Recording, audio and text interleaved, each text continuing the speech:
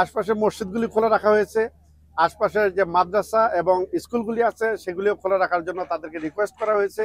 আশা করা যাচ্ছে তারাও সেগুলি খোলা রাখবে এবং যেহেতু পর্যাপ্ত স্যানিটেশন ব্যবস্থা, ওজুর ব্যবস্থা আছে, খাবার পানির ব্যবস্থা আছে, সেহেতু যারাই দূর দূরান্ত থেকে আসছে তাদের এখানে থাকা এবং এখানে অবস্থানের জন্য কোনো সমস্যা হবে না ইনশাল্লাহ।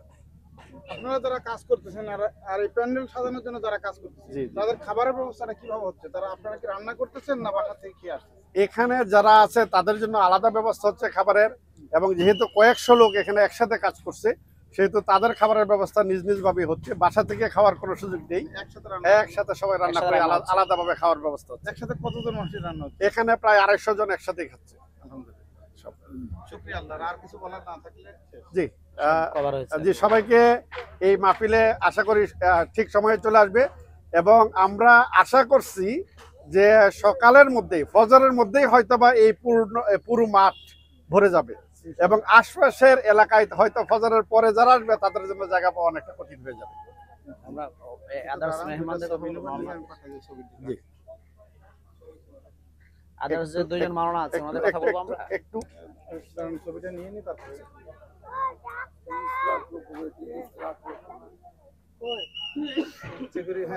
জি এখানে মহিলাদের উপস্থিতিটা যে ভালো হচ্ছে এবং মহিলাদের ভালো ব্যবস্থা, এটা একটু বলতে হবে। আপনারা কিছু বলার থাকলে বলতে পারেন। জি আলহামদুলিল্লাহ। আরেকটা বিষয় হচ্ছে মহিলাদের অংশগ্রহণটা অনেক বেশি এবং চাঁপাইনবাবগঞ্জের ইতিহাসে, মাহফিলের ইতিহাস যেগুলো সব জায়গায় পুরুষের চাইতে 3 গুণ মহিলা হয়। এটা আমরা দেখে থাকি আমাদের ছোটখাটো মাহফিলগুলোতে হয়। মহিলাদের উপস্থিতি যে বেশি হবে এটা বোঝা যাচ্ছে এই জন্য যে কয়েকদিন থেকে যে পরিদর্শন করে যাচ্ছে যারা, তাদের 2/3 হচ্ছে মহিলা এবং তারা অনেক দেখতে আসতেছে, দলে দলে আসতেছে। মহিলাদের জন্য আলহামদুলিল্লাহ আমরা 4টা মাঠ রেডি করেছি, নিরাপত্তার সাথে প্যান্ডেল করা হয়েছে, আবার সাইড পাল দিয়ে ঘেরা হয়েছে। সবগুলোই নিরাপদ হবে বলে আমরা আশা করছি। আমাদের মহিলা স্বেচ্ছাসেবক থাকবেন, মহিলা পুলিশ থাকবেন এবং মহিলাদের সিকিউরিটির জন্য আবার আমরা মানে 3 স্তরের পুরুষদেরকেও দিয়েছি আমরা স্বেচ্ছাসেবক হিসেবে।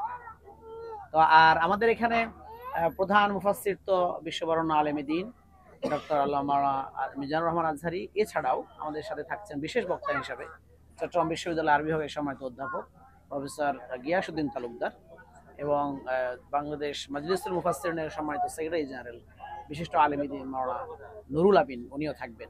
প্রধান অতিথি হিসেবে উপস্থিত থাকবেন বিশিষ্ট রাজনীতিবিদ শিক্ষানুরাগী জননেতা নুরুল ইসলাম বুলুল ভাই। এছাড়াও অনেক বরেণ্য মেহমানবৃন্দ আমাদের এখানে থাকবেন। সভাপতিত্ব করছেন জাওয়ালুন নূর ফাউন্ডেশনের সম্মানিত চেয়ারম্যান বিশিষ্ট আলেমে দ্বীন, এলাকার স্বনামধন্য ব্যক্তিত্ব জনাব মাওলানা আবু জার গিফারি।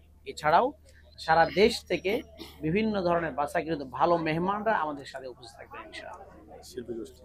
এখানে মহিলাদের জন্য কি মানে এলইডি প্যানেল এর ব্যবস্থা করা হয়েছে? অবশ্যই 4টা মাঠে আমাদের এলইডি প্যানেল থাকবে।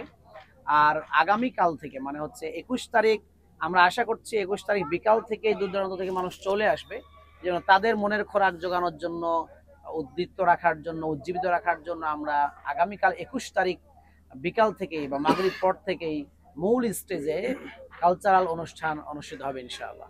যারা দেখতে চান বা যারা আশেপাশে আছেন বা যারা একটু সকালে আসার চেষ্টা করছিলাম, আমরা আমন্ত্রণ করছি।